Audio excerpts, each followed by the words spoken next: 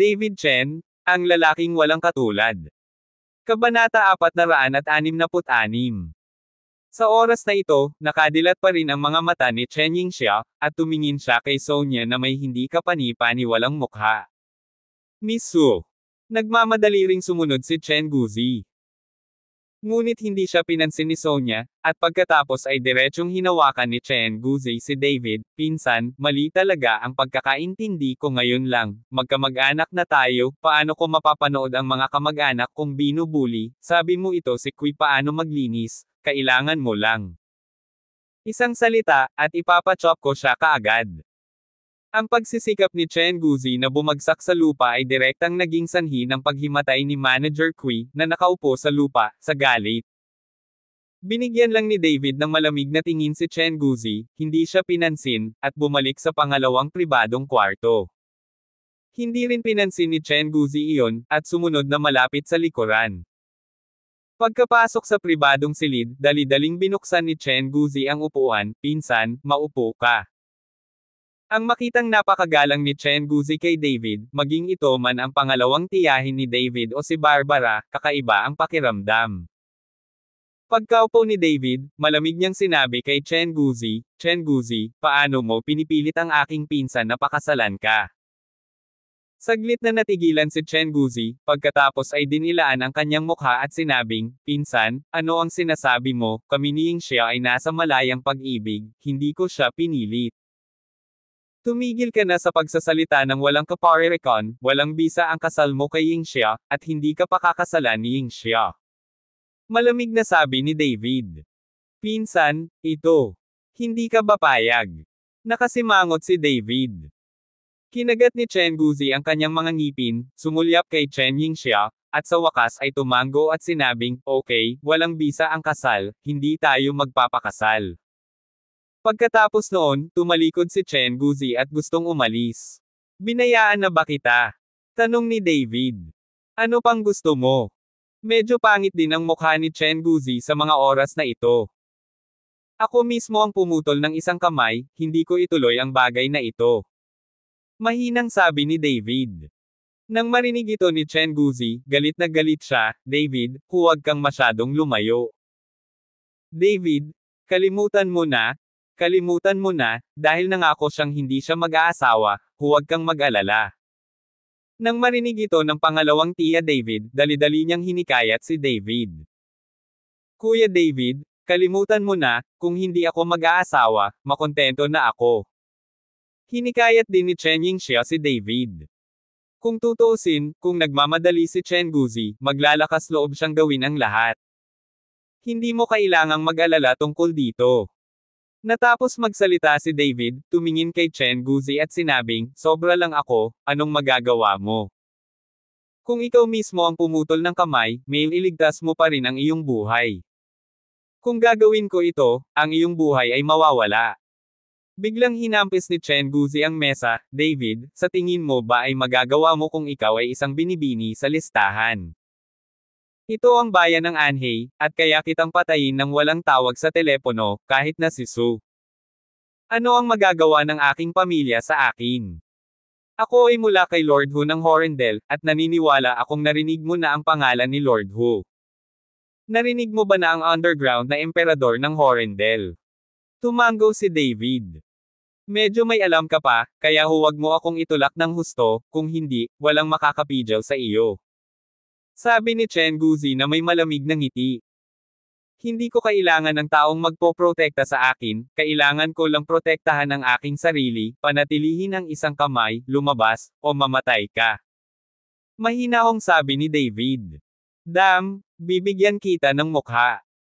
Galit na sambat ni Chen Guzi, pinulot ang bote ng alak at binasag ito kay David. Ngunit bago pa siya makakilos, kinuha ni David ang bote ng alak sa sandaling inabot niya ang kanyang kamay, at pagkatapos ay binasag ito sa ulo ni Chen Guzi. Biglang damyugo ang ulo ni Chen Guzi, at napaupo siya sa lupa na sumisigaw. Sa pagkakataong ito, nagulat ang lahat, basta ngumiti si Sonya, hindi siya nag-aalala. Hinihintay mo ako. Umungol si Chen Guzi, kinuha ang kanyang telepono at nagsimulang tumawag. Lalaki ang pangalan mo, kaya tatawagin ko rin siya. Hindi mo ba kilala si Lin Chanho? Tatanungin ko siya kung kilala ka niya. Sabi ni David, inilabas ang kanyang cellphone. Kabanata 467. Medyo maputi ang mukha mo, at nararapat kang makilala si Huoye. Kahit na ikaw ang boss ng Su Group, hindi siya papansinin ni Huoye. Malamig na sumingot si Chen Guzi. Hindi siya pinansin ni David, ngunit direktang tinawagan si Lin Chanho. Ginoo. Chen, si Lin Chanho ay nasa kabisera ng probinsya at nakatanggap kaagad ng tawag. May isang lalaki na nagngangalang Chen Go sa bayan ng Anhei. Kilala ka daw niya at subordinate mo siya. Kilala mo ba siya? Tanong ni David. Bayan ng Anhei. Nag-isip sandali si Lin Chanho, hindi ko alam, ako na ang bahala sa lugar sa ibaba ng Horendel. Tanungin ng iyong mga nasasakupan, sino ang nakakakilala sa Chen Go na ito, at ngayon ginagamit ng batang ito ang pangalan ng Juyitang para kumita ng kayamanan. Malamig na sabi ni David. Sige, susuriin ko agad. Pagkatapos magsalita ni Lin Chanho, ibinaba niya ang telepono at nagmamadaling nag-check. Hindi nagtagal, tumawag muli si Lin Chanho, Mr. Chen? Nagtanong ako, at sinabi ni Biaozi na may kakilala siya mula sa Anhei Town na nagngangalang Chen Go, ngunit hindi niya ito lubos na kilala. Biaozi. Naalala ni David, itong si Biaozi ay pinsan ng kaklase niyang si Yuan Hua, na naputol ang kamay noon. Ipapadala ko sa iyo ang lokasyon at hayaan siyang pumunta at hawakan ito ng personal.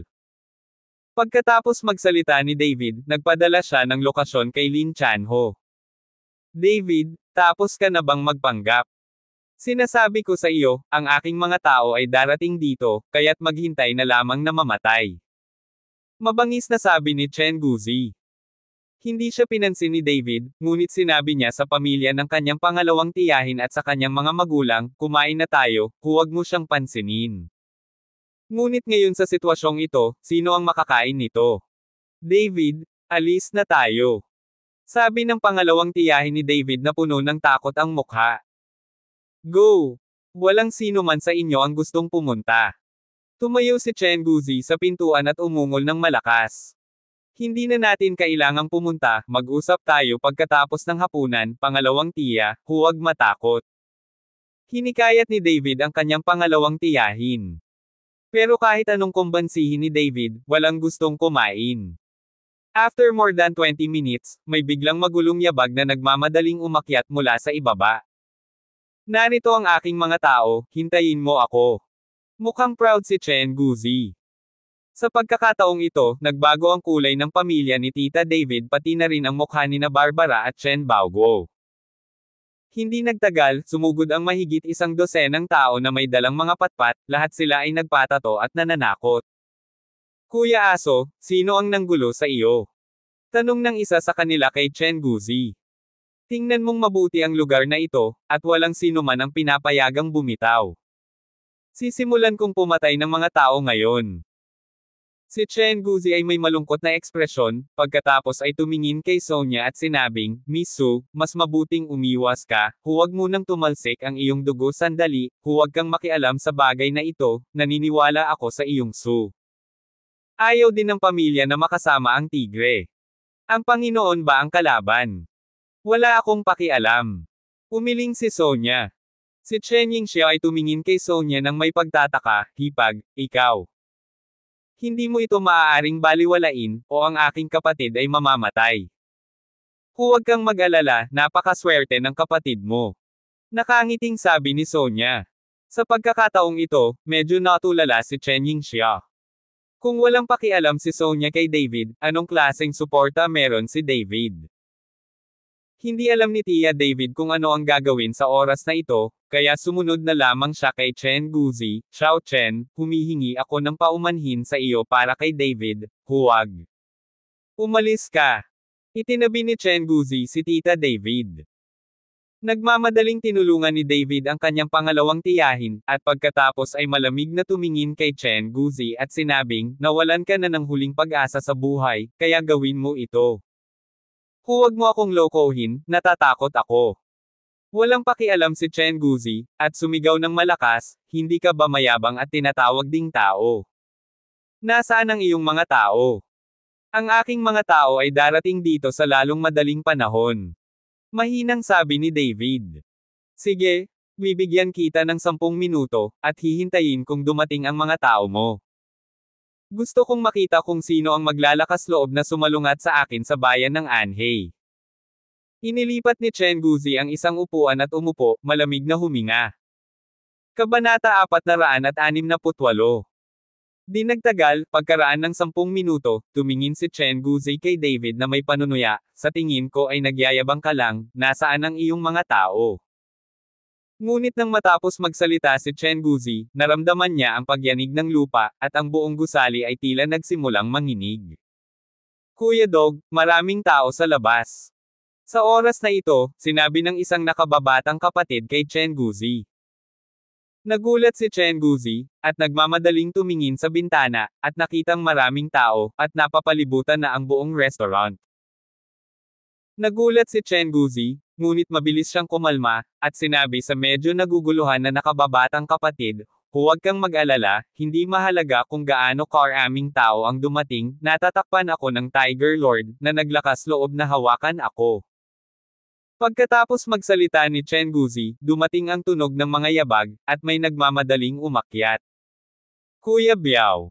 Natigilan si Chen Guzi nang makita niya ang taong paparating. Ang dumating ay si Biaozi na bali ang kaliwang kamay. Sa oras na ito, si Biaozi ay may tame-time na ekspresyon sa kanyang mukha. Hindi man lang niya nilinggan si Chen Guzi, bagkus ay dumiretso siya kay David at magalang na sumigaw, Mr. Chen. Ngayon ay labis na natakot si Biaozi. Naputol ang kanyang kaliwang kamay dahil nasaktan niya si David. Ngayon ay sinugod na naman siya ni Lin Chanho dito. Nang makita ni Chen Guzi na magalang ang pakikitungo ni Biaozi kay David, napatulala siya. Biaozi, kilala mo ba ang lalaking ito? Tinuro ni David si Chen Guzi at nagtanong. Alam, ngunit hindi masyadong pamilyar. Totoong sabi ni Biaozi. Ayoko na siyang makita, pati yung iba, putol na binti. Nang bumagsak ang boses ni David, napaluhod kaagad si Chen Guzi. Sa sandaling lumuhad si Chen Guzi, lumuhad lahat ang kanyang mga tauhan. David. Hindi, kuya, tatay, lolo. Lolo David, nakikiusap ako, iligtas mo ang aking buhay. Si Chen Guzi ay desperadong yumuko kay David. Chen Guzi, di ba sabi mo kay Lin Chanho ka? Ngayong nandito na ang mga tao niya, paano naman ang yabang mo? Ngumisi si David. Lolo David, mali ako, mali ako. Si Chen Guzi ay patuloy na humihingi ng awa. Malamig na sumangot si David, tumalikod, at si Biaozi ay kumislap ng malamig na liwanag sa kanyang mga mata, naglabas ng punyal at sinaksak si Chen Guzi. Huwag mong takutin ang pamilya ko. Mahinang sabi ni David. Naiintindihan mo Mr. Chen. Tumango si Biaozi, at pagkatapos ay sinabi sa kanyang nasasakupan, ay drag ang mga taong ito sa susunod na pinto. Hindi nagtagal, nagkaroon ng pagluluksa mula sa katabi. Ang pamilya ng pangalawang tiyahin ni David ay nabulag sa oras na ito, at nanlaki ang mga mata ni Chen Yingxia, nakatingin kay David na hindi makapaniwala. Sa pagbabalik, tumingin si Tita David kay David at tila may sasabihin, ngunit wala siyang sinabi sa huli. Kinaumagahan, dadalhin ni David si Chen Yingxia sa Horendel para pumasok sa paaralan. Dahil marami talagang dapat gawin ngayon si David, kung hindi ay mananatili siya sa kanyang mga magulang sa kanyang bayan ng mas matagal. Kasabay nito, nagsimula na ring mag-broadcast ang Nayon, na sinasabing muling susuriin ang mga bahay ng bawat pamilya, at sa pagkakataong ito ay jijibain ang mga ito ayon sa pambansang pamantayan, at walang sapilitang demolisyon o malisyosong pagbabawas ng presyo. Bawat sambahayan sa Chenjia Village ay nasa sabik. Dinala ni David si Chen Yingxia sa Horendel, at sa pamamagitan ng relasyon ni Ling Zhenchuan, nakahanap siya ng high school para pag-aralan ni Chen Yingxia. Sinamahan ni na David at Sonia si Ruben sa Horendel sa loob ng isang araw, at pagkatapos ay dumiretso sa kabisera ng probinsya kinabukasan. Ang Yawang Mansion at Xuanyu Valley ay hindi pa naasikaso, at hindi pa iniimbestigahan ni David ang usapin ng Hengshan Lingxi, kaya hindi siya nang ahas na manatili sa Horendel ng mahabang panahon. Pasensya na, pinatakbo kita sa tabi ko, hindi ako makakasama ng tatay ko sa bahay. Sa daan, si David ay sumunod kay Sonia nang may paghingi ng tawad. Magpakasal ka sa manok, sumunod sa manok, magpakasal sa aso, sumunod sa aso, magpakasal sa tipaklong, na gumagawa sa akin na katulad mo. Bahagyang ngumiti si Sonia. Napangiti rin si David na may pagmamahal sa kanyang mukha, huwag kang mag-alala, bibigyan kita ng matatag na buhay, daan-daang taon na tayong dalawa, at bigyan mo ako ng 100 anak. Ba! Hindi kita isisilang masyado, at hindi ako baboy. Inilibot ni Sonia ang kanyang mga mata kay David. Kabanata 469. Kyoto, White House. Si Bai Zontang ay nakatayo sa tabi niya na may mababang ekspresyon sa kanyang mukha, at may 6 o 7 tao na nakaupo sa bulwagan sa oras na ito. Zontang, sabihin sa akin kung ano ang nangyari sa Jiangbei ng detalyado. Sa itaas ng pangunahing upuan, sabi ng isang matandang lalaki na may kulay abong balbas. Ang matandang ito ay si Bai Shushan, ang pinuno ng pamilya Bai. Okay lolo. Tumango si Bai Zontang, at pagkatapos ay nagpatuloy, ang isang binata sa edad na 20 ay lumabas mula sa Jiangbei, na tinatawag na David, na napakalakas. Sa martial arts gathering na ito, madali niyang napatay si Jiang Zhengde. At dinala ng master na si Qin Feng, lahat sila ay madaling napatay, at ang taong ito ay maaari ding magpino ng mga table tasks. Ang kanyang recipe ng tableta ay napaka-misteryoso, at ang mga tao sa Yao Wangfo ay walang paraan upang malaman ang paraan ng pagpino gamit ang mga table tasks. Ang pinakamahalagang bagay ay ang jade pendant ng pamilya Yin. Ngayon ay nasa kamay na ni David. Sa oras na iyon, ito ay upang makipagkumpetensya para sa jade pendant. Ang mga taong iyon mula sa pamilya Qin ay pinatay. Buti na lang at alerto ako at nakita kong hindi maganda ang takbo kaya hindi ako nakipag-conflict sa kanya. Ngunit gusto nitong si David na ibigay ng Yao Wangfo ang lahat ng mga panggamot na materyales, kung hindi, ang Yao Wangfo ay mapapatag. Pagkatapos lang magsalita ni Bai Zontang, nagkaroon ng maraming talakayan. Napakabata, sa sobrang lakas, hindi ba ito isang henyo? Zontang, iniimbestigahan mo ba ang batang ito? Tanong ni Bai Zon, ang ama ni Bai Zontang. Tay, na-check ko na, nandito lahat ng resume ng batang iyan. Sabi ni Bai Zontang, naglabas ng ilang dokumento at ipinamahagi ito sa ilang taong naruroon. Napatingin ang lahat sa dokumento at napakunot ang noo, blanko kasi ang resume ni David mula pagkabata hanggang pagtanda, at wala man lang experience sa martial arts. Paano siya biglang naging napakalakas? Tatay, tingnan mo. Dinala ni Bai Zon ang dokumento kay Bai Shushan, at pagkatapos ay sinabi na may pagtataka sa mukha, ang batang ito ay may katamtamang resume. 3 taon na siyang nakakulong, hindi ba dapat ganoon kalakas ang lakas niya? Tiningnan ni Bai Shushan ang dokumento, mabilis na nakita ang problema, at sinabi sa lahat, hindi ba ninyo nalaman, pagkatapos nitong makalabas si David sa bilangguan, ang kanyang buhay ay dumanas ng napakalaking pagbabago. Malamang na 3 taon nang nakakulong ang batang ito. Pakikipagsapalaran. Mga pakikipagsapalaran. Ano ang magagawa ko sa 3 taon? Natatakot ako na hindi ako makapag-practice ng Qi. Kumunat ang noo ni Bai Zon. Qi Jin. Bahagyang ngumiti si Bai Shushan, sigurado akong si David ay hindi nagsasanay ng Qi Jin, hindi siya isang martial artist. Ang mga salita ni Bai Shushan ay nagpatigil sa lahat at tumingin kay Bai Shushan na may pagtataka sa mukha. Lolo, warlock ba siya? Kung makakagawa siya ng alchemy, malamang na isa siyang warlock. Tanong ni Bai Zontang. Imposible, kahit nabihasa ang warlock, ngunit tulad ng sinabi mo, noong nakipag-usap si David kay Jiang Zhengde at sa mga grandmaster ng pamilya Qin, hindi siya gumamit ng anumang mahika, lahat ito ay malapit na labanan, paano ito magiging posible? Isa itong warlock. Agad namang gumanti si Bai Zon. Naisip ito ni Bai Zontang, at ito nga ang nangyari, kaya napatingin lang siya kay Bai Shushan, tila may alam si Bai Shushan. Nang makitang nakatingin sa kanya ang lahat, nagtanong si Bai Shushan, bukod sa alam niyang may mga mandirigma at warlock sa mundong ito, alam mo bang may iba pang uri ng tao? Napailing ang lahat. Sinasabi ko sa iyo, hindi lamang mga mandirigma at warlock ang mayroon sa mundong ito, ngunit mayroon ding isang uri ng tao na isang monghe, ngunit ang mga ganitong tao ay napakabihirang. Ang David na ito ay malamang na isang monghe.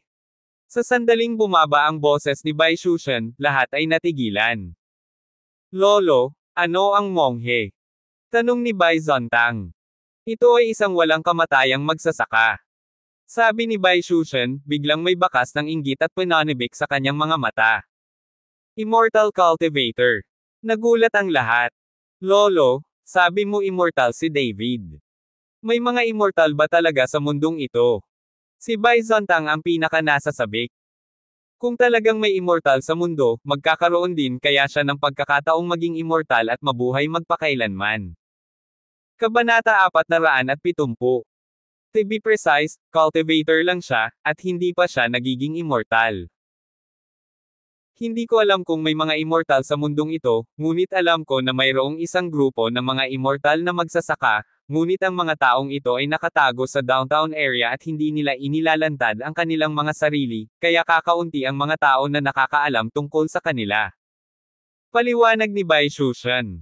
Tai, paano mo nalaman na may mga walang kamatayang practitioner? Tanong ni Bai Zon.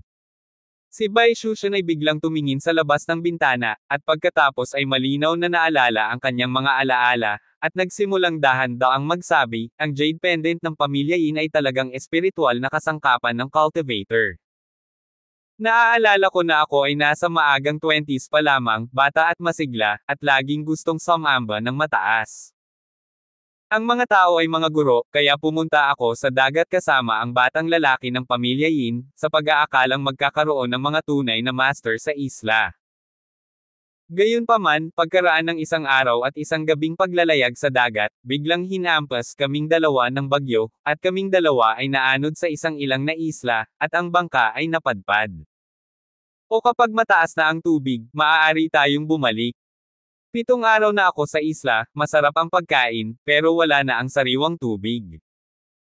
Pareho kaming namamatay sa uhaw, at malapit na kaming mamatay sa uhaw, ngunit pagpalain ng Diyos, biglang umulan, at pareho kaming masaya na nag-iipon ng tubig ulan. Ngunit sa lalong madaling panahon natuklasan na may mali, dahil umuulan lamang sa isla na ito, at walang ulan sa ibang mga lugar, at may mga kidlat paminsan-minsan, at may mga pagsabog ng kakaibang tunog. Hinanap naming dalawa ang tunog, at sa wakas, sa likod ng isang bato, may nakita kaming 2 taong nag-aaway. Masyadong nakakabigla ang eksena noong panahong iyon. Nakita ko ang isang tao na may hawak na sandata na katulad ng isang malaking palakol. Magkakaroon ng kidlat, at ang mga bato ay lilipad, tulad ng isang Diyos na bumababa sa lupa. At talagang may hawak na plauta ang nasa kabila, at sa tuwing tamaan ng kidlat, dumadagandong na pagsabog. Hindi pa ako nakakita ng ganoong away, hindi naman ito mortal na laban, sobrang nakakatakot. Ito ay nawala. Nakahiga kaming dalawa sa likod ng bato, at wala ni isa sa amin ang nang-ahas na gumalaw. Hanggang sa walang gumagalaw ay naglakas loob kaming tumangala at nalaman naming matagal na kaming nawala. Magulo ang eksena, at sa guho, kinuha ng pamilyang Yin ang jade pendant na iyon, malamang na nahulog ito ng isa sa 2 tao. Alam nating pareho na ang jade pendant ay dapat na isang kayamanan. Maya-maya, nang tumaas ang tubig, muli kaming naglayag pabalik. Sa oras na iyon, gusto ko ring kunin ang jade pendant, kaya't sinilip ko ang batang lalaki ng pamilyang Yin, ngunit ayaw kong mag-flash ng pulang ilaw ang jade pendant, at direktang inilagay sa akin at amba ito. Nang makita ito ng pamilyang Yin, direktang itinuring niya ang jade pendant bilang isang pamana ng pamilya. Ang lahat ay nakinig sa mga alaala ni Bai Shushan at nahulog sa malalim na pag-iisip. Hindi pa nila narinig na nagsalita si Bai Shushan tungkol sa pangyayaring ito. Lolo, bakit ka sigurado na ang 2 iyon ay walang kamatayang magsasaka? Naguguluhang tanong ni Bai Zontang. Pagkabalik ko, hinalungkat ko ang mga sinaunang aklat at nakita ko ito. Mayroon pa ring mga immortal na magsasaka sa mundong ito. Ano ang sitwasyon ng pag-aaway sa pagitan ng 2 taong iyon noong panahong iyon kung hindi ito isang immortal na magsasaka? Paliwanag ni Bai Shushan. Tumigil sa pagsasalita si Bai Zontang, pagkatapos ay nag-isip sandali at sinabing, hindi ko alam kung si David ay isang cultivator, ngunit ang jade pendant na iyon ay talagang isang kayamanan. Sa oras na iyon, binaril namin ni Chin Feng ang batang babae na nakasuot ng jade pendant, at ang resulta ay isang flash ng pulang ilaw. Sabay kaming lumipad palabas. Lumiwanag ang mga mata ni Bai Shushan, kung gayon si David ay tila isang cultivator ng walang pag-aalinlangan, na si Yupei ay hindi na-activate sa pamilya Yin sa loob ng mga dekada, ngunit pagdating kay David, agad niya itong inactivate ng isang beses, pagkatapos ay dapat malaman ni David ang tungkol kay Yupei. Lihim. Hindi ito na-activate sa loob ng mga dekada. Nagtatakang tanong ni Bai Zontang. Kabanata 471. Siyempre, kung papayagan ng pamilya Yin na i-activate ang jade pendant, paano natin hahayaan ang pamilya Yin na sirain ang pamilya? Malamig na sabi ni Bai Shushan. Paano ito maganda? Napabuntong hininga si Bai Zon. Ang lahat ay nahulog sa pagmumuni-muni. Kung si David ay talagang isang magsasaka, ano ang kanilang gagamitin upang labanan si David? Zontang, pupunta ka ngayon sa kabisera ng probinsya ng Jiangbei, at ipadala sa kanya ang lahat ng mga panggamot na materyales ng Yao Wangfo, at sabihin sa kanya na ang pamilya naming Bai ay handang magbigay-pugay sa mga panggamot na materyales sa mahabang panahon upang matulungan siyang magtanim. Tatandaan mo ito para sa akin, at magiging tiyak ang iyong saloobin. Magpakumbaba ka, kung maglakas loob kang asarin siya, huwag mo akong sisihin sa pagiging masungit. Sa wakas ay nakapagdesisyon na si Bai Shushan. Kung si David ay talagang isang magsasaka, dapat samantalahin ng pamilya Bai ang pagkakataong ito. Kung may magsasaka sa likod ng pamilya Bai, kung gayon sa buong kabisera, sinong pamilya ang maglalakas loob na makipaglaban sa pamilya Bai? Naiintindihan mo, Lolo. Si Bai Zontang ay hindi tanga, sa kabaligtaran, itong si Bai Zontang ay lubhang maalalahanin, kung hindi, sa pagtitipon ng Jiangbei Martial Arts, ang kanyang pamilyang Bai ang papatayin at masasaktan. Walang tigil na sumugod si Bai Zontang sa Jiangbei, at kasabay nito sa pamilya Qin sa Kyoto, si Qin Feng ay nagwawasak ng mga bagay na parang baliw. Guru, ang Panginoon ay umaatres, nang wala ang kanyang utos, wala sa apat na hari ng pamilya Qin ang may karapatang kumilos. Walang magawa ang matandang mayordomo na sinundan si Qin Feng. Napakaraming tao sa aming pamilya Qin ang napatay, at ako ay natapakan at napahiya. Ito ba ang kaso? Ngayon ay kailangan kong kunin ang apat na mahusay na hari, at pagkatapos ay sisihin siya ng aking ama at hihilingin sa kanya na mahanap ako ng direkta. Tandang padamdam. Sabi ni Qin Feng, at susugod na sana sa isang courtyard na sarado ng isang bakal na gate, ngunit pinigilan siya ng matandang kasambahay. Guru, pinakawalan mo ngayon ang apat na dakilang hari. Kung sila ay mabaliw, ang pamilya Qin ay mapapahamak. Ngayon ang Panginoon lamang ang makakakontrol sa kanilang pag-iisip. Mapait na pakiusap ng matandang mayordomo. Umalis ka na, matagal na akong nagdala ng reassurance pills mula sa kwarto ng tatay ko, basta kakainin ko ito para sa 4 Great Vajra, magiging maayos ako. Sinipa ni Qin Feng ang matandang mayordomo at bubuksan na sana ang bakal na gate. Ikaw ba limatard, ang tatay mo ay nasa retreat, kaya walang makakakontrol sa iyo. Ito ay isang malakas na sigaw, na ikinatakot ni Qin Feng na huminto kaagad.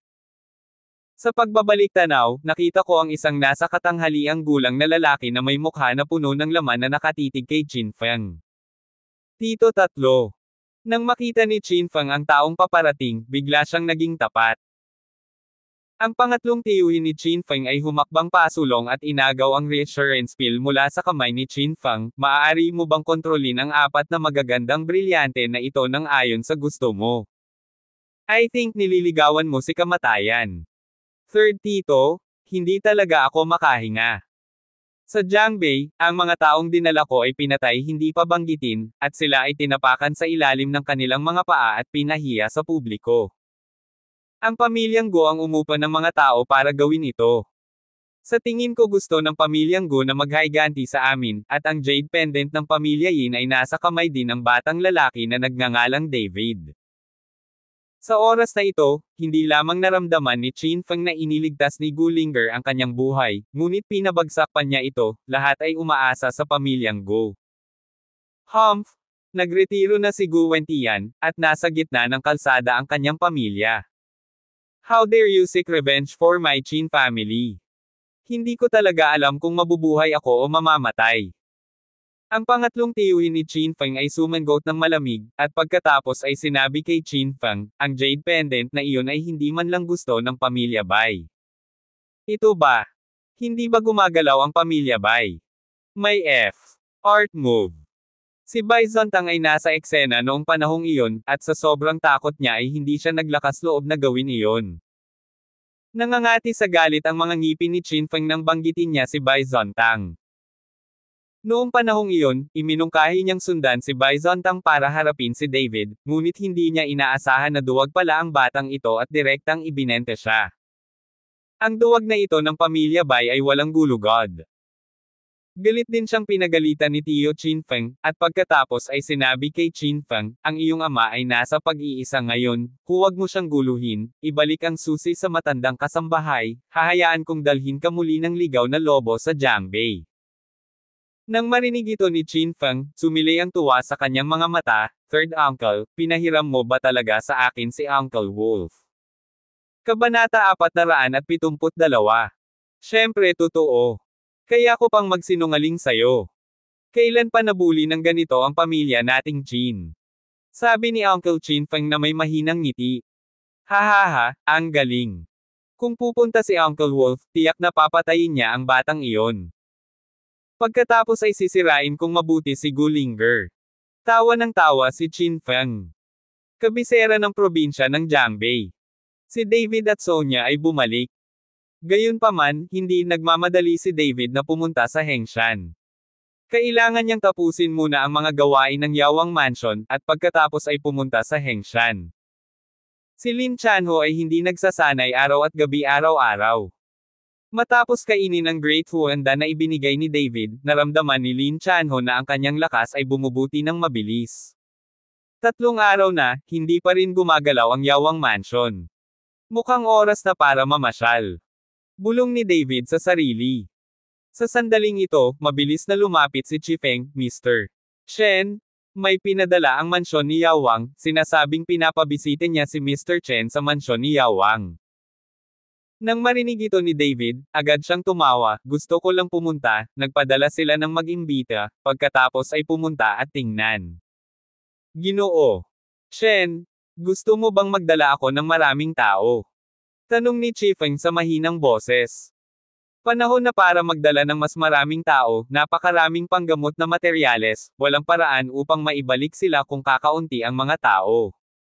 Nakangiting sabi ni David. Hindi nagtagal, hinatid ni Chifeng si David at dumiretso sa Yawang Mansion, na sinundan ng ilang truck, handang hilahin ang mga panggamot na materyales. Ginoo. Chen, sigurado ka bang ibibigay ng medicine palas ang mga gamot? Habang nasa daan, nalilitong tanong ni Chifeng. Magbabayad man siya o hindi, kailangan kong kunin ang mga medicinal materials. Kapag hindi nila binayaran, papatayin ko silang lahat. Ang mga gamot na iyon ay hindi katulad ng sa akin. Sumando si David sa sandalan at ngumisi. Hindi nagsasalita si Chifeng, tama si David, patayin mo na lang silang lahat. Sa lipunang ito kung saan kinakain ng mahihina ang malalakas, walang sinasabi ang mahihina. Hindi nagtagal, dumating si David at ang iba pa sa Yawang Mansion, ngunit ang eksena ay hindi kasing tense gaya ng iniisip nila. Nakita nila si Bai Zontang kasama si Son Simyaw at ang iba pa, naghihintay kay David sa pintuan. Nang dumating ang sasakyan, humakbang si Bai Zontang at binuksan ang pinto para kay David mismo. Ginoo. Shen. Magalang na sinundan ni Bai Zontang si David at sumigaw. Medyo nagulat ito kay David, ngunit hindi niya ito ipinakita. Pagkababa ng sasakyan, inimbitahan siya sa Hall of the King of Medicine. Inimbitahan ni Bai Zontang si David sa master seat, at umupo siya sa tabi ni David. Para naman kay Son Simyaw at sa iba pa, kailangan lang nilang tumayo sa tabi. Diretso na tayo, hindi ako mahilig magpatalo. Medyo kakaiba si David, anong gamot ang ibinebenta sa Byzantine gourd na ito? Kung ang pamilya Bai ay nakompromiso at naging magalang dahil lamang sa pumatay ng ilang mga Grandmaster, si David mismo ay hindi maniniwala dito. Sa lakas ng pamilya Bai, imposibleng magkompromiso ng ganito. Ginoo Shen, bumalik ako sa pamilya Bai para pag-usapan ito. Sinabi ni Lolo na si Mr. Chen ay isang henyo. Kapag ang mga gamot na materyales ay nasa kamay ni Mr. Chen, maaari silang magkaroon ng pinakamalaking epekto. Sa makatuwid, handa kaming ilaan ang lahat ng mga panggamot na materyales ng Yawang Mansion kay Mr. Chen, at sa hinaharap, ang mga panggamot na materyales ay ibibigay kay Mr. Chen. Ang palasyo ay patuloy na magbibigay kay Mr. Chen ng mga panggamot na materyales. Sabi ni Bai Zontang. Nakinig si David, bahagyang kumunot ang kanyang mga kilay, ang kanyang mga mata ay tumitig kay Bai Zontang, hindi makita ni David ang Bai Zontang na ito, at itong pamilyang Bai. Naisip ni David na maibibigay sa kanya ng pamilya Bai ang lahat ng mga panggamot na materyales ng Yao Wangfo, kahit na ito ay ang pinaka-perpektong resulta. Hindi ko inasahan na ang kabilang partido ay magmumungkahi na mag-supply sa kanya ng mga panggamot na materyales sa hinaharap. Hindi ba ito ang gusto niya? Gayunpaman, si David ay hindi partikular na optimistiko. Alam niya na ang pamilya Bai ay hindi maaaring gumawa ng isang negosyo na lugi. Dapat mayroong iba pang mga pagtatangka o kondisyon dito. Sabihin mo sa akin, ano ang mga kondisyon ng iyong pamilya Bai? Hindi ako naniniwalang napakabait ng pamilya mo Bai. Tanong ni David. Kabanata 473. Ginoo Shen, sabi ng lolo ko na sana ay makasama ng pamilya Bai si Mr. Chen sa hinaharap. Kung may anumang utos mula kay Mr. Chen, gagawin ko, ang pamilya Bai, ang aking makakaya. Tumayo si Bai Zontang at yumuko kay David. Lalong naguluhan si David, ang kanyang mga mata ay tumitig kay Bai Zontang, at bahagyang kumunot ang kanyang mga kilay, may alam ka ba? Gusto kong marinig ang katotohanan. Tumango si Bai Zontang, pagkatapos ay tumingin kay Son Simiao at sinabing, lumabas kayong lahat, walang sino man ang pinapayagang pumasok ng walang utos ko. Tumango si Son Simiao, at agad na may kinuha, at tumingin din si David kay Chifeng, lumabas ka rin. Nag-walkout din si Chifeng. Nang si David at Bai Zontang na lang ang naiwan sa bulwagan, yumuko si Bai Zontang at magalang na nagsabi, sabi ng lolo ko na si Mr. Chen ay isang magsasaka at dapat igalang ng iba. Umaasa din siya na maprotektahan ni Mr. Chen ang pamilya kong Bai. Kaunlaran para sa lahat ng henerasyon. Nang marinig ito ni David ay agad siyang nagulat. Ang lolo ni Bai Zontang na ito ang unang taong nakakita ng kanyang pagkakakilanlan. Walang sino man ang nagsabi na siya ay isang walang kamatayang magsasaka. At si David mismo ay hindi pa nakatagpo ng isang magsasaka sa panahong ito. Lahat sila ay mandirigma at warlock. May mga pagdududa si David. Sa mundong ito, sila lang ni Irvin ang nagsasaka. Hindi kaya ang lolo mo ay isa ring immortal na magsasaka? O nakakita ba siya ng immortal na magsasaka? Excited na tanong ni David. Kung makakakita siya ng monghe, hindi na malungkot si David. Makakahanap siya ng makakausap, at makakahanap ng mga karaniwang paksa. Bukod dito, kakaunti ang nalalaman ni David tungkol sa maraming bagay tungkol sa paglinang ng mga immortal. May gusto talaga siyang itanong. Umiling si Bai Zontang, ang aking lolo ay hindi isang magsasaka, ngunit nakita niya.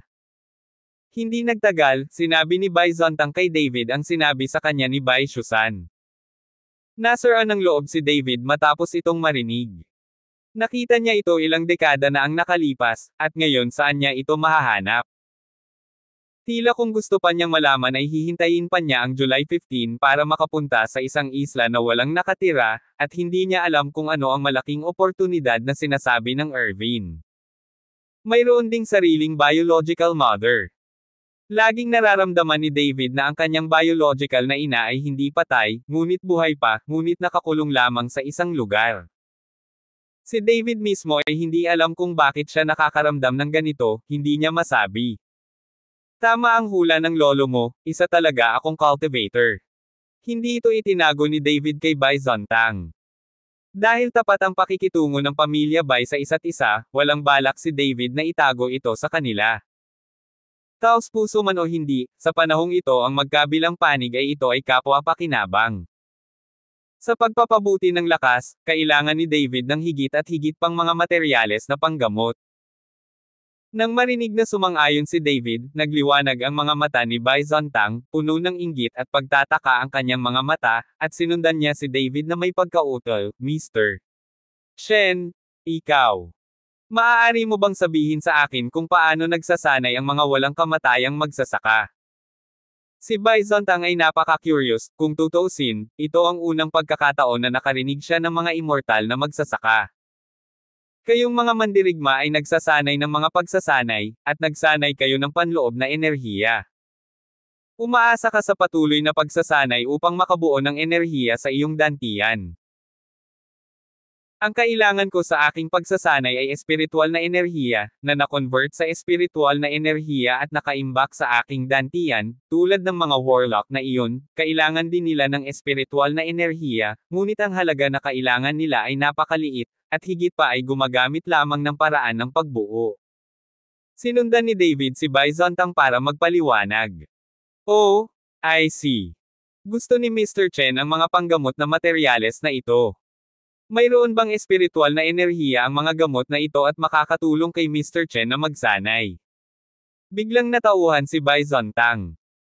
Tumango si David, oo, ngunit ang mga panggamot na materyales lamang na mahigit 100 taong gulang na ang makakapagdulot ng aura. Ngayon napakakaunting aura sa mundo, at magagamit ko lang ang aura mula sa iba pang mga bagay para linangin. Kabanata 474. Ginoo Chen, kung kayong mga magsasaka ay umabot na sa dulo ng inyong paglilinang, kayo pa ba ay mga immortal? Maaari ka bang lumipad sa langit, at maaari kang mabuhay magpakailanman? Si Bai Zontang ay parang isang mag-aaral sa elementarya na humihingi ng kaalaman, patuloy na nagtatanong. Napangiti si David at umiling, actually, wala akong masyadong alam dito. Hindi ko alam kung saan ang katapusan ng immortalidad. Biglang naramdaman ni Bai Zontang na siya ay nagtanong ng napakaraming tanong, at medyo bastos, at nagmamadaling humingi ng tawad, Mr. Chen, masyado lang akong curious at medyo mapangahas, pasensya na ha. Bahagyang ngumiti si David, okay lang. Pagkaraan ng ilang sandali ng pag-uusap ng dalawa, sumigaw si Bai Zontang, pasok. Dinala ni Sun Simiao ang mga tao. Sun Simiao, hayaan mong sabihin ko sa iyo, sa hinaharap, ang buong Yawang Mansion ay susunod sa utos ni Mr. Chen. Kahit anong gamot ang gusto mo, kailangan mo munang hayaan si Mr. Chen na pumili. Kung may maglakas loob na tumanggi, patayin. Sabi ni Bai Zontang kay Sun Simiao na may malamig na mukha. Naiintindihan, pangalawang Young Master. Tumango si Sun Simiao. Pumunta at i-load ang mga panggamot na materyales kay Mr. Chen. Sabi ni Bai Zontang. Nagmamadaling sinabi ni Sun Simiao sa kasambahay, matandang Kiyo, pumunta at ayusin ang isang tao na magkarga ng kotse, at ikarga ang lahat ng mga gamot na materyales. Matapos makumplito ang utos, tumingin si Sun Simiao kay Bai Zontang, pagkatapos ay kay David, at ibinuka ang kanyang bibig para tumigil sa pagsasalita. Palace Master Sun, sabihin mo lang kung ano ang sasabihin mo. Sabi ni David kay Sun Simiao. Ginoo. Tinatanong ka ni Chen, sabihin mo lang ng diretso, ano ang pakiramdam ng mag-alinlangan. Sinaway ni Bai Zontang si Sun Simiao. Oo na. Paulit-ulit na tumango si Sun Simiao, at pagkatapos ay sinabi kina Bai Zontang at David, ikalawang Young Master, G. Chen, ang apat na matatanda ng Xuanyu Valley ay dumating sa Tianfeng Town ilang araw na ang nakalipas, at nanatiling malapit sa ring ng ilang sandali. Umalis ka na. Dam, ang mga lalaking ito ay dapat ng gulo kay Mr. Chen. Uuwi ako at pakilyusan ang ilang eksperto para sirain ang Xuanyu Valley. Mariing sabi ni Bai Zontang. Sa oras na ito, kailangan niyang ganap na ipakita ang kanyang katapatan at paggalang kay David. May problema si David, at dapat kumilos ang pamilya nila Bai. Hindi, pagkatapos ng ilang araw, personal kong sisirain itong Xuanyu Valley. Ikinaway ni David ang kanyang kamay, at pagkatapos ay nagpatuloy sa pagsasabi kay Bai Zontang, maaaring mayroon akong lalabasan sa mga araw na ito, ikaw na ang bahala sa aking pamilya, at pagbalik ko, samahan mo akong sirain ang Xuanyu Valley na iyon. Kung tutuusin, mas malakas si Bai Zontang kaysa kay Chifeng. Plano ni David na pumunta sa Hengshan sa loob ng ilang araw. Mas ligtas na iwanan ang kaligtasan ni Sonia at Gulinger kay Bai Zontang. Ngayon ay nag-aalala si David na maghihiganti si Qin Feng. Hindi dapat maging malambot ang puso ni Gulinger at hayaan ang tigre na bumalik sa bundok. Ginoo.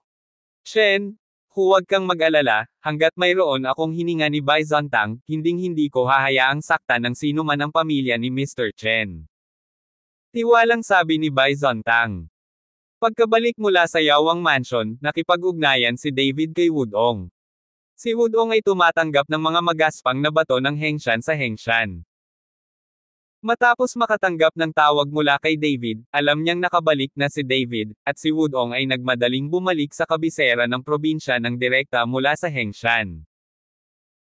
Ginamit ni David ang panahong ito para pinuhin ang ilang malalaking repayment bills para kay Lin Chanho, at dinalisa rin niya ang Juling Dan, ngunit pagkatapos kumain ng ilang Juling pills, hindi gaanong tumaas ang lakas ni David.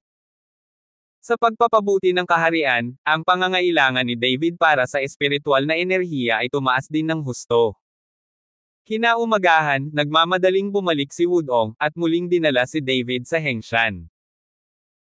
Ang Hengshan Mountain ay hindi partikular na malayo sa Jiangbei, ilang daang kilometro lamang, ngunit ang buong Hengshan Mountain Range ay umaabot ng libu-libong milya, na sumasaklaw sa ilang probinsya at lungsod. Sa paanan ng Mount Heng, mayroong isang maliit na bayan na tinatawag na Shancheng. Sa orihinal, ang mga tao dito ay kakaunti ang populasyon, kakaunti ang mga mapagkukunan, at ang buhay ng mga tao ay napakahirap. Gayunpaman, sa mga nakaraang taon, na may katanyagan ng Hengshan magaspang na bato, at ang presyo ay naging mas at mas mahal, parami ng parami ang mga tao na pumupunta dito upang minahan ang Hengshan rough stone. Parami ng parami, ang bundok na lungsod ay naging maunlad. Kabanata 475. Ngayon ang buong lungsod ng bundok ay may ilang beses na mas maraming dayuhang populasyon kaysa sa katutubong populasyon, at ang bundok ay puno ng malalaki at maliliit na minahan. Ang pinakasikat na entertainment venue sa Mountain City ay mga hotel, bar, at KTV. Ang mga may kakayahang bumili ng orihinal na mga bato ay malalaking boss, kaya hindi sila natatakot na gumastos ng pera. Dumiretso si Wudong para kumain at huminto sa entrance ng isang restaurant, Mr.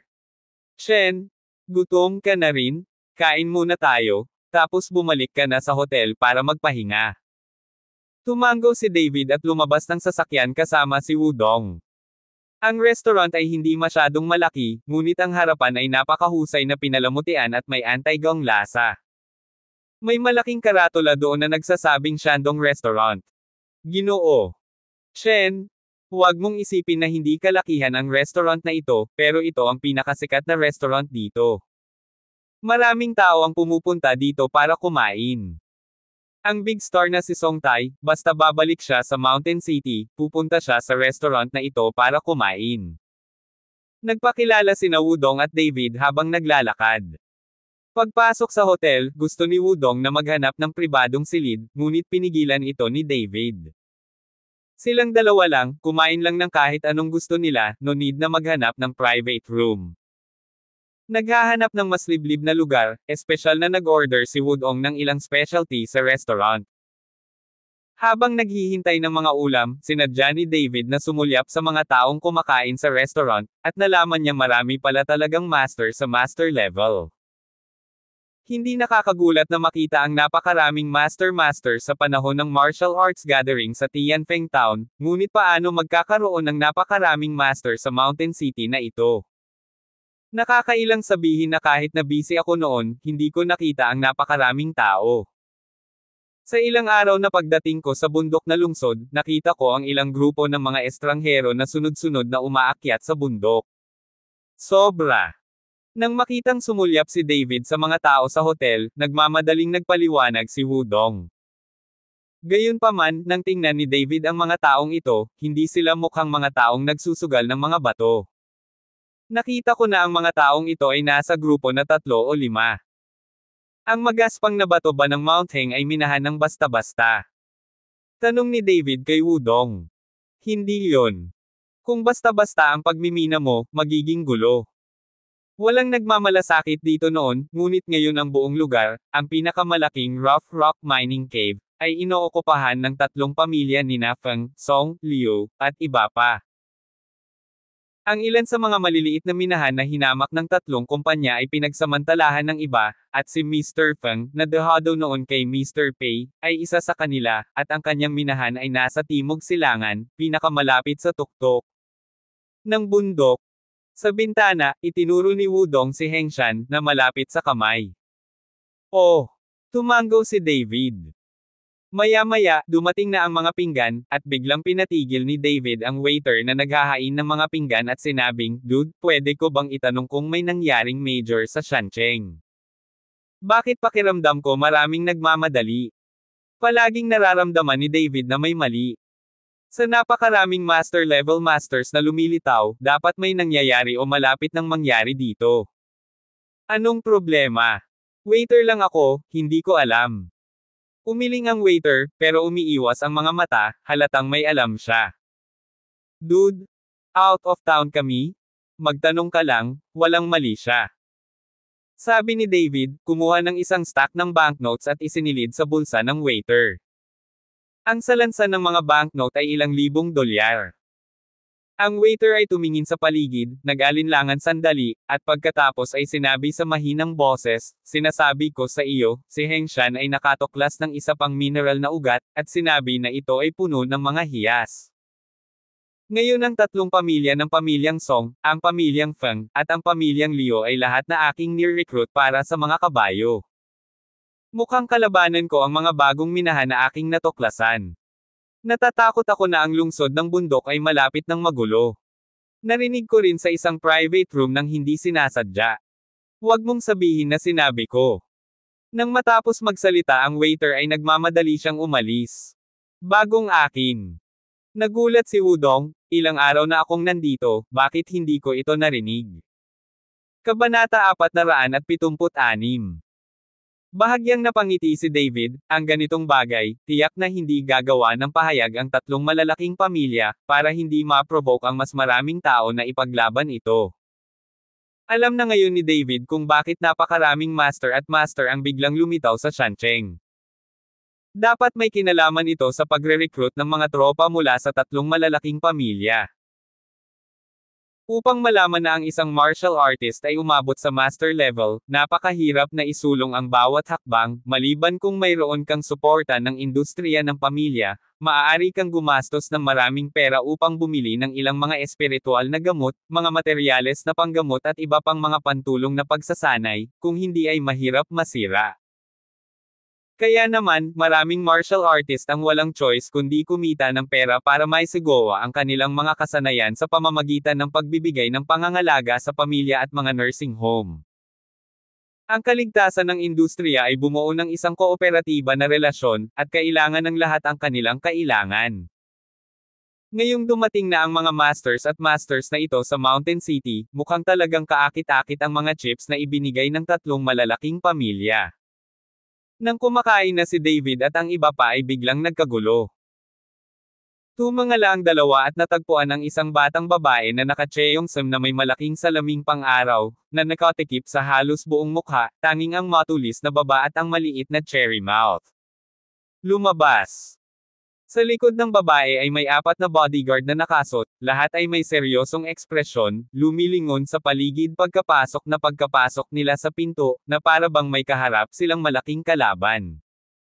Damn it, hindi ba ito ang big star na Song Tai? Biglang nanlaki ang mga mata ni Wudong, at lalabas na ang sampal sa kanyang bibig. Napatingin si David sa dalaga, at saglit na nawala ng ulirat ang ekspresyon nito. Masyadong maganda ang proporsyon ng katawan ng dalaga, lalo na nang nakasuot ito ng cheongsam, ipinakita nito ang kanyang maliit na baywang ng buong buo.